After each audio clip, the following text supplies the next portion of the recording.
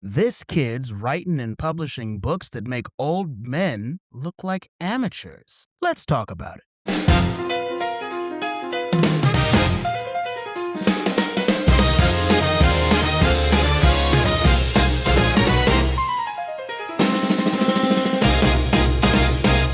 Well, hey there, Indy, turn your dial.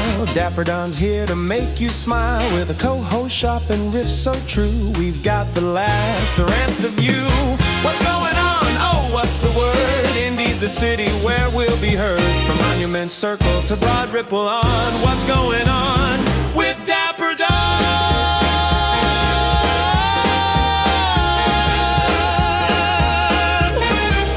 So grab your coffee, Hoosiers. Let's get to it. 'Cause we're in the house! What's going on? It's Dapper Don, and I'm excited to welcome you all back. What were you doing at age 18? Maybe you were just starting high school. Maybe you were a little awkward and shy. Maybe you were stepping out of or into a cringy phase. In my case, I was chasing girls I had no business being around because my brain was running, at least in part, on anime logic. Either way, I'll tell you what you weren't doing. You weren't writing 38 books and publishing 22. And you certainly weren't doing all of that while being overwhelmed with every other aspect of teenaged existence. Shanti was, though. Everybody welcome Shanti Hershenson to the show. Great to have you here, bud. Thank you so much for having me. So, I guess we'll just get right into it. How the fuck does an 18-year-old write almost 40 full-length novels? What got you started? Oh my gosh. So I have loved writing for as long as I can remember. When I was a kid, I used to create these little stories from the paper in the classroom. But what ended up happening is when I was, 10 and 11 years old, I originally believed oh, this is something I'll do when I'm older. Kids don't write books, whatever. I'll maybe, when I'm older, after I have a completely different job, write one or two books. And given that I'm here, that's not what happened. So during the pandemic was when I had just the time and the motivation to be able to write. And I started writing my first full-length novel. That's sort of where the story begins. I also sometimes say the story starts a little bit earlier, where for fun, with a friend of mine, we wrote this little novella. I mean, it's 50 pages, I go back and forth on whether or not I call that my first book. But the point is that, and then even more importantly, we wanted a printed copy of the book. So we went online and we discovered self-publishing. And I was like, okay, I'll fill out this form and get a printed copy of the book. And then all of a sudden I was like, wait, this is on Amazon. I actually published a book. So in some ways I published my first book without even realizing that I was publishing a book. Well, I mean, to some degree I was aware of it. And at the same time, I was just didn't fully process that that's publishing a book. I just wanted to see the book. I wanted to pretend to be an author almost. And then all of a sudden I'm like, wait, I'm actually kind of an author now. But that silly story aside was what gave me the skill set a few months later and the knowledge to A, start writing an actual full-length novel, and B, understand the different paths that were available to me. And from there, I started writing 1,000 words every single day, which I have done since I was in about 7th grade, and I have not really missed a day. And yeah, that's how slowly I have reached almost 40 books. Actually, I believe I'm writing book 40 right now. And yeah. Oh my God. So, just to kind of put this into perspective, Stephen King is in his 60s, 70s, I believe, right now, and he's written and published 67 full-length novels, hundreds of thousands of words. You are basically over halfway to that in less than half the time. What is your writing process for that? Yeah, so I have I swear, some people hear this and they're like, oh, so you don't edit your books, basically. No, I definitely edit my books. I have a sort of, I don't want to say different writing process because everyone's writing process is different and this is just what works for me. and what has allowed me to write so many books is that I'm always writing one book. I'm always working on a first draft while editing another. So, for example, I have a first draft that I'm currently working on right now. I have another book that's in like the final stages of editing, and then actually another project that I'm working on with my editor.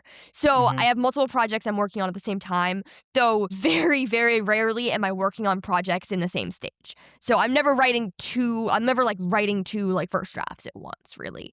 And I'm usually never doing final edits for the two books at the same time because that would be a little bit of a conflict with publishing unless I'm trying to like crank two books out really, really quickly, which usually is not what I do. I've been publishing around 4 books every year, though my first book for 2026 is actually coming out in June. So, yeah, typically I just Congrats. have different books in different stages. Right. So you're not addicted to any nose candy. You just have a fiction addiction. Yeah, exactly. Okay. One thing a lot of young writers I notice struggle with is like focus. So, whether that be keeping their stories focused or just focusing enough to to even write them. How do you keep yourself locked in when it's writing time? Ooh, good question. Definitely, depending on where I am in the book, will occasionally struggle to like lock in because sometimes I'm at the like dragging middle of the book and I'm like, I don't want to do this. I'm so worried about how this book is going to turn out.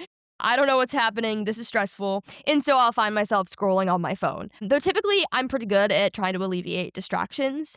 So I often go to coffee shops where being at like another destination per se means that I have to get basically everything done before I leave and go home. And also, I love caffeinated drinks. I find it's a nice reward for working or just any kind of sweet or not sweet, just like tasty drink in general. And also, I really like that ambient space, so I work a lot in coffee shops, and I do, as much as I really like the noise, and I like how there's so much going on around me, and yet I'm in my own bubble. I do listen to music, and sometimes listening to music is not helpful, and I get distracted because I really love the music I'm listening to. But on the other hand, a lot of the time, and often more so, if I'm listening to music that really connects with the story, then I have this like background going on, and I can like picture everything in my head, and it just makes that environment like so much more immersive. Right. And that's pretty interesting process, just kind of having a reward system for yourself. So that way you can keep locked in. It's kind of subconsciously influencing you. And then the music aspect is something that I do actually find pretty clever because, I mean, writing a fight scene to Metallica has to be one of the most epic things I've ever heard of. I mean, Yeah. but yeah, were there any established writers that you found to be an inspiration to you when you were starting out? Yeah, I have so many writers I really like for many different reasons. My favorite author is Lee Bardugo, who wrote, like, the Grishaverse, Shadow and Bone and Six of Crows, and I really love the way she, like, forms her characters in these, like, very intricate worlds and how in these books with multiple POVs, depending on which character is talking, like, it's all intentional because, maybe she wants to, like, keep something from you that another character knows, and it's all very elaborate and very interesting, and it's also a kind of book series that's really an escape from reality. On the other hand, my favorite book of all time is The Perks of Being a Wallflower by Stephen Chbosky, and I love the way that in this book he portrays these, like, real issues and these real, like, teenage issues in a way that sounds like it was written by a high schooler and is, like, told through letters and has this, like, voice that's so authentic. And that's in a way, when I'm writing books about social issues, that's how I wish my writing sounded. Right. Have you ever read The Fault in Our Stars? I have not, but it is sitting on my bookshelf. I recommend you read that immediately because if you like books in that tone, then you're actually going to love that one. That one, I feel like, has that kind of relatable tone. It puts you really in the mind of the characters. And I honestly find that interesting in your writing too because, you can describe something, but can you feel it? You know? Yeah, exactly. Was there ever anybody who dismissed you because they thought you were simply too young? I definitely get that a lot. I have, primarily, and I hear this quite a bit on social media because I've established a social media presence. So, I'll have people that'll comment on my post, and this has been a thing that's been going on since my posts went viral when I was like 14, is people will comment and be like, that's impossible. Like, that's just what they're like, "That's not possible. You're lying. That's not, that's not something that can happen." And on one hand, I mean, of course, I know this is possible. I know how I've done this. On the other hand, it is a bit of a formative experience to be 14 and have people commenting saying that your achievements are just not real. It's definitely, though, something that I've learned to deal with because it's a rite of passage. It's a sign that I'm doing something right and something incredible if people don't think it's real. In real life, I have a lot of people who are like, and also on the internet too, who are like, well, there's no way her books are good. She doesn't have enough like life experience to write. And while I understand life experience is a part of this, and certainly I think I have quite a bit of life experience, that's not everything. I have an imagination. I can imagine how these situations are, even if I haven't experienced them. And through that, and through even like research, I can write authentic things, even if I'm like 18. Yeah. I mean, who needs life experience when you're a fucking nerd? There's so much just wonderful shit out here that can Exactly. honestly, it inspires your writing anyways. But yeah, I mean, speaking to the struggles of youth, one thing I don't miss was being bullied. And I know you said Yeah. you're a staunch anti-bullying advocate because of your own experience. And I really want to dive into that and kind of get into your head with a few questions. So, what was your experience with bullying? Yeah, so I have throughout my life experienced bullying in many different forms and in many different situations. I definitely growing up was that kind of weirder kid. I was the girl who was into boy things and who just was sort of maybe a little bit shy. Maybe kind of, I mean, I always talk about how my awkward phase lasted way too long. And, I really kind of marched to the beat of my own drum and I was really into the things that I was into, regardless of what people thought. And yet that definitely led me into some situations where I kind of had some, like, messed up things happen and where I had people who were really, really, really not nice. And through all of that, the main takeaway I had was the way in which schools sort of accept this. Because, yes, bullying is something that's very common. It's something that happens to so many people, but that doesn't mean it's something that has to happen. It's not, because at the end of the day, it shouldn't be developmentally appropriate to treat other people, like, excuse my language, like shit. But, like, I think, and I have always thought that, like, if we teach empathy more in schools, if we teach people to put themselves in other people's shoes and actually think about how our actions are affecting people, then there's a chance that, hey, maybe this kid will stop and think about if whether or not saying that is going to, whether it's going to be a funny joke or whether it's actually going to hurt someone. And rather, if we stop treating this like something that's just like a given. Right. No, I definitely get that. And, they always bring up the fact that people who bully were once bullied. But the problem is, like, if you're teaching that empathy, then you're teaching somebody, hey, that thing that happened to you that you didn't like, you're doing that to someone else. That Yeah. waking up and dreading going to school, you're making someone else wake up and dread going to school. That's not a good thing. But, Yeah. and speaking of, how did you overcome your fear? Like, how did you, when you woke up and went in school, how did you, like, maintain your composure? I mean, so much of how I coped with everything going on was to fight back. So in that way, I really sort of drowned out my fear with this anger where, like, you know what? I want to go to school because I want to show them that I'm stronger than this and because I want to go so that I can raise hell and so that I can fight back. And even though that's terrifying, that was almost like that was how I felt. And of course, I was terrified, but I found that, yeah, I could sort of hide that terror and sort of by feeling a stronger emotion, which was anger. Hmm. That is, people are like, well, there's never any reason to be angry. There's never any reason. I mean, if you go back to your middle high school days, there's plenty of reasons. That's how you survive half the time. But I kind of want to get into, cause the response to a lot of that stuff is what's messing me up because, when I was coming up in school, there wasn't a very good response to bullying. It was either we'll look into it and then nothing being done, or even worse, something happening and then we both get in trouble and then the person comes back and continues doing it because there was no real consequence. So, how do you think schools can improve their responses to children who are victims of bullying? So I really like the idea of a zero tolerance policy where, hey, if you do this, you're done. Like, you're suspended. If you do something that's very severe, you're expelled, no second chances. and I understand that as a case-by-case basis, depending on what's happening and what the situation is.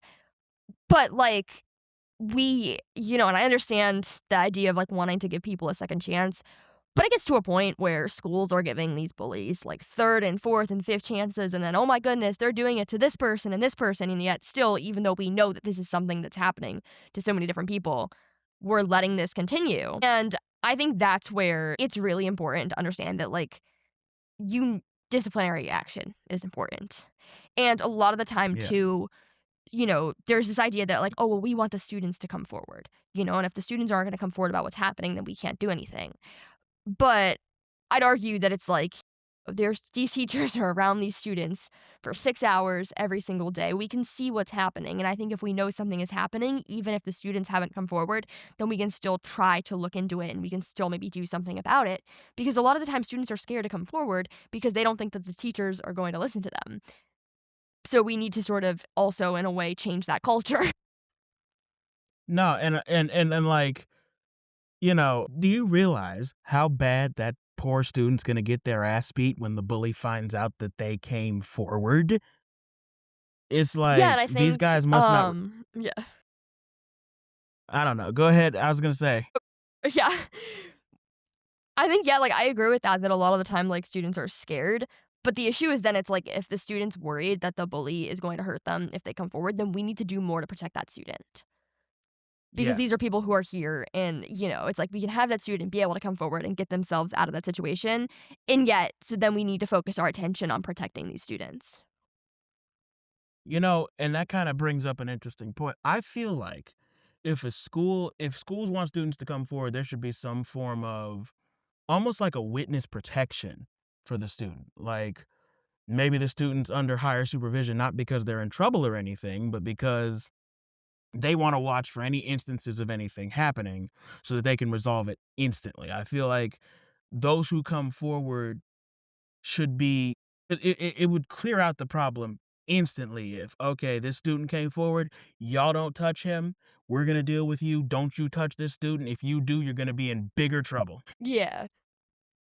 I just feel like we can do something like that. Just some kind of protection for these people. If you want them to stand up, if you want them to come forward, just telling them to man up or woman up isn't going to do it. But with all of that being said, we are about halfway through, so it's time for a groove break. When we come back, we're going to talk about how Shanti uses TikTok as a tool to spread her passion to a wider audience.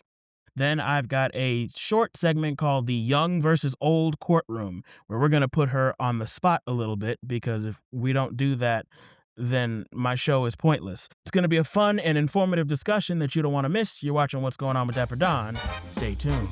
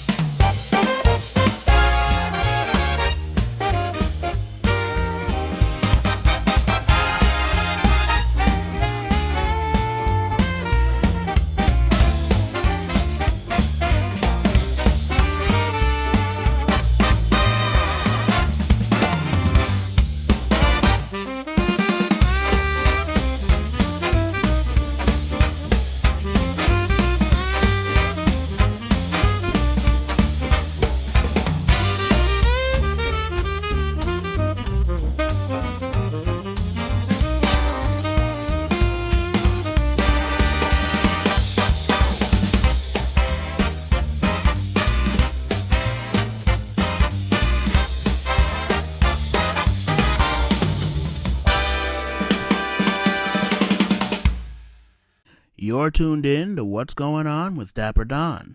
Don't touch that dial.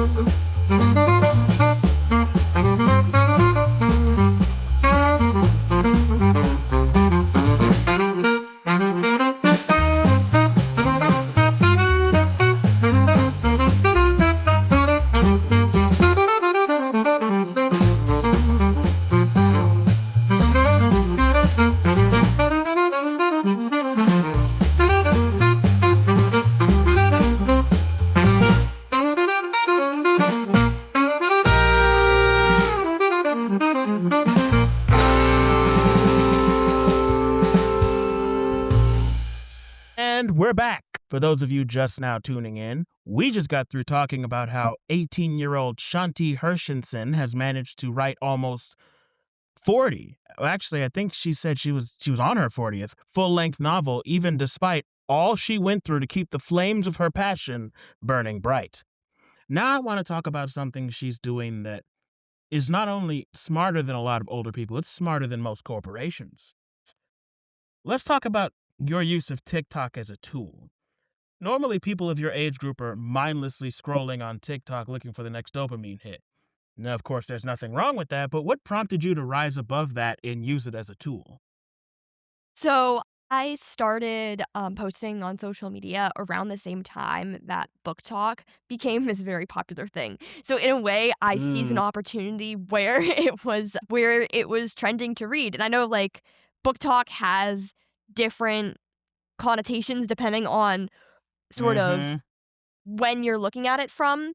But what I found was actually like the initial book talk was during the pandemic, and it was, sort of less maybe divided than it is now and just focused on people who like to read, sort of making reading cool and recommending different books that they found enjoyable and creating this community. So even though definitely there is a sort of different connotation about book talk and like in a way TikTokifying books and maybe only recommending a certain genre. Originally, it was a much more diverse community of readers just talking about what they liked and sharing different things. And so for me, that was sort of a place where I could join the circle and be like, hey, I write books. Because at the same time, as book talk became popular, then on the other hand, writer talk became really popular, where people were talking about their experiences writing and publishing books and where a lot of teenagers were writing. So in a way, I jumped into it at a really good time and just continued posting where I started talking about how, hey, I'm a teenager writing books. And I started sharing like different details about my books, different scenes, different maybe like collages of photos that were related to what I was writing. And the more I published, the more I started turning this into this tool where, hey, I'm going to post this amount of times per week. I'm going to post every other day. And I'm really going to use this to connect with readers and connect with my audience because TikTok, unlike any other social media, is so dominated by like Gen Z and by teenagers that I have this really direct path to my audience. And it allows me to connect with them in a really nice way where I can respond to comments. So yeah, it's definitely a really cool thing that I happened to jump onto at the right time.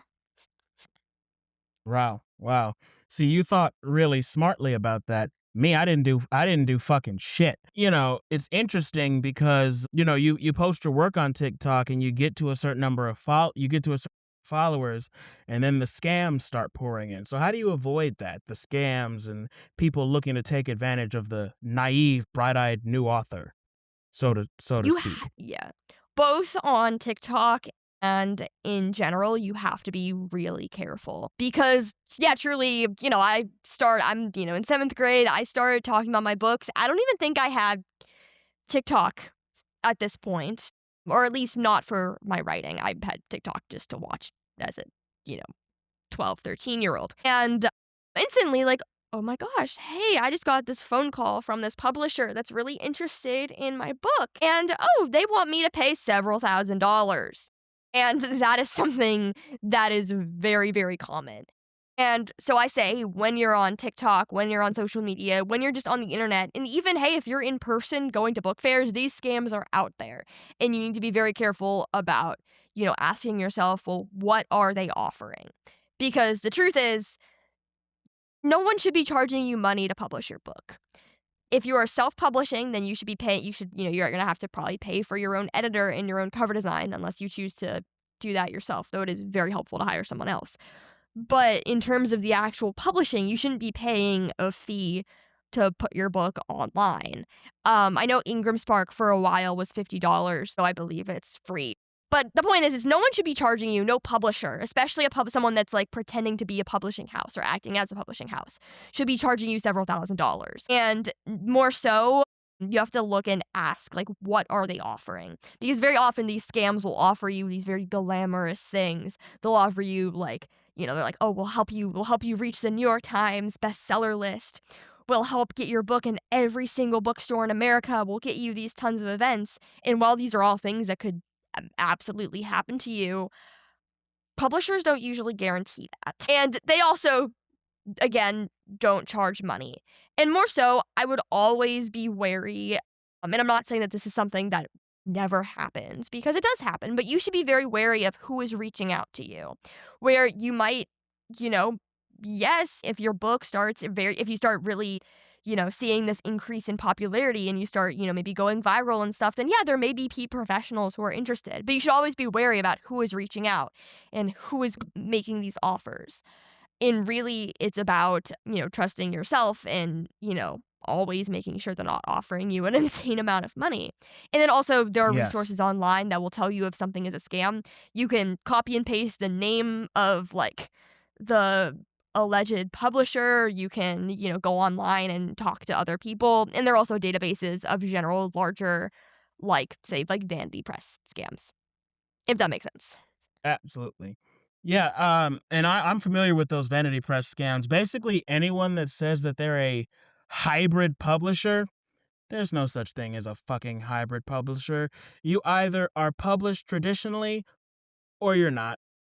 Anybody that says hybrid publisher, hybrid just means everything that we don't want to take care of is on you, and we're not going to do fucking shit except give you a fancy, maybe AI generated cover, and you're on your own after that, unless you pay us money. Yeah.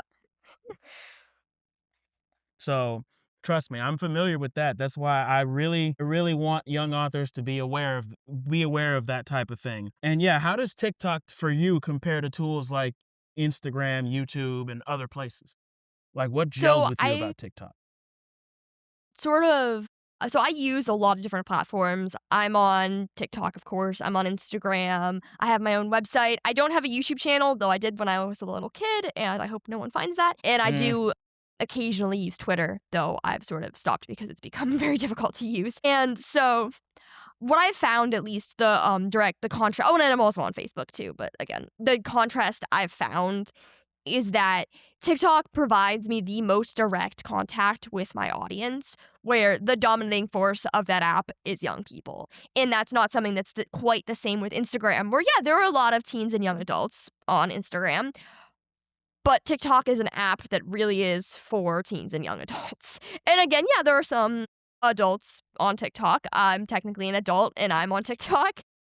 But yeah, still, it provides a really easy way to get in contact with people. I like the short form media. I think that's really effective in hooking people into like being interested in my books really, really, really quickly. Whereas YouTube is more, I mean, I guess now they have shorts, but YouTube is still more for like long form content. Okay. That makes a lot of sense. But yeah, thank you for being so good with your answers on that one. You know, you've been a really great interview, but this whole interview, you've been a really great interview, but this whole show has been a trap because dear Shanti, I'm putting you on trial. No. You're going Yeah, that's right. You've broken the law, being young in an old zone. So all rise for the Honorable Judge Dapper Don, and let's see what you got. We shall begin the cross-examination. And no, you will not be provided a lawyer. You think I can afford a lawyer for you? Fuck you. Um, so do you need... So the first question is, do you need do you need to wait to get better before publishing, or should you just fucking do it? Your answer determines your Okay, I fate. think oh my gosh. Okay, I think definitely you should. And I say that as someone who literally published my first book when I was 12. You should definitely at least be comfortable with what you're putting out there. You should have someone else look at it. So I think it's definitely like you shouldn't write a first draft or even write a second draft and throw it out there. I think you should take time to revise and take time to make sure that your work is something you're comfortable putting out there and something that like if you are wanting to publish because you want to share it with the world, which I would assume so, then you should make sure it's something that at least other people are likely to enjoy. And I guess that's hard to tell. But you should at least have another pair of eyes look at it. You should work with an editor. You should make sure that this is you know, the like best thing. I mean, of course I say the best, but that you feel at least like this is something you're able to put out, and this is something you're comfortable with, and this is something you feel like this is like the best you could do, if that makes sense. Okay. What do we think about that, Jerry? Okay. They are asking you to prove how serious you are. So my question is, what would you say to someone to prove how serious you were if you were told to? Good question. I have a couple different things I could say for this. One is that I have written 1,000 or more words every single day since I was 13. I have over 2 million words written across many different books. Also, I spend most of my time doing this. I will cancel plans because I need to write and because I need to market. I will spend literally 12 hours sitting at a booth promoting my books and talking to people. I will travel for this. I will spend all of my earnings. I will put them back into working. And I'm also going to college and majoring in creative writing because I do not have a plan B. Well, what do we think about that, Jerry? That sounds like most 25-year-olds right now. Yeah, so the jury has reached a verdict. In the case of young versus old, Miss Shanti Hershenson, I sentence you to death by 236,000 words. Unless you've written that already, in which case you're free to go. I've gotcha. Damn it. Do you have any final thoughts for anyone with a dream they think they're too young to achieve? As I say, and as I will always say, you are never too old or too young to do something. Whatever it is you want to do, whether it's you want to write a book or you want to become an artist or you want to be a doctor, there are always things you can do when you're young if you feel like it. I don't want to say like, oh, you need to start young or because on the other hand, you're never too old to achieve something. But there are always things you can do to get that experience to really start learning, to start developing your skills, whether it's taking classes or going online and researching or even just reading books. There are ways that you can start. And if you want to write a book, I will always say just go for it. Because I was able to write a book when I was 11 and 12. I know people who have written books even younger. The youngest author was 4 years old. So ultimately, there is literally, like, if a 4-year-old can do it, you can do it. Doesn't matter what you're writing. If you want to write a children's book, if you want to write a novel, whatever calls to you, just sit down and do it. And then on the other hand, I know a lot of people are like, well, I'm too old to write a book. I should have done this younger. It does not matter how old you are. If you are alive, if you want to do this, then you can do it. Doesn't matter if you're 100 years old. I mean, you know, dementia can make a pretty interesting writing topic. I mean, there are some great plots that can come from dementia. But yeah, what I want to know too, and what the listeners are probably dying to know is where they can find your work and where you recommend them starting. Ooh, so you can find my books anywhere you buy books online, on Amazon, Barnes& and Noble, Waterstones, also at your local independent bookstore. So if you go on their website, they should have it and you can order it and pick it up in person. And my books are also available like in person in some stores depending on where. And in terms of where to begin, I have a lot of different paths depending on what you're interested in. I mean, you could always go release order, though I don't necessarily recommend it. I would say good places to start are if you like sci-fi fantasy, Little Green Man or Never Dying. I wrote those when I was 14, but I think they still hold up today. I really like them. I have a new book coming Hmm. out on June 23rd called Wolfgang 1. It is a young adult sci-fi novel about cloning. And it's definitely a great introduction into my works of science fiction. It's the first book in a series, so you're not going to get that complete, satisfying ending, but I think it's still really exciting. If you want something that's a lot more on the social commentary side, although it is an 800-page book, I recommend Good Kids, Bad Choices because I think that is genuinely like that's the magnum opus of my high school years. Absolutely, absolutely. So be sure to check all of that out, and if you don't, I'm coming for you. But it was great having you, Shanti, and I think you've been a great guest. You've been very open and honest with my questions, and yeah. So yeah, thank you. Thank you so much. But anywho, that is all for today's show. If you like this episode, don't forget to like and subscribe. My socials and Shanti's website will be linked in the description, as well as who helped put this little episode together. So follow us everywhere so you don't miss a beat, and tune in next Sunday at 6:30 p.m. for an all-new What's Going On with Dapper Don. You don't want to miss what I have in store. Peace out.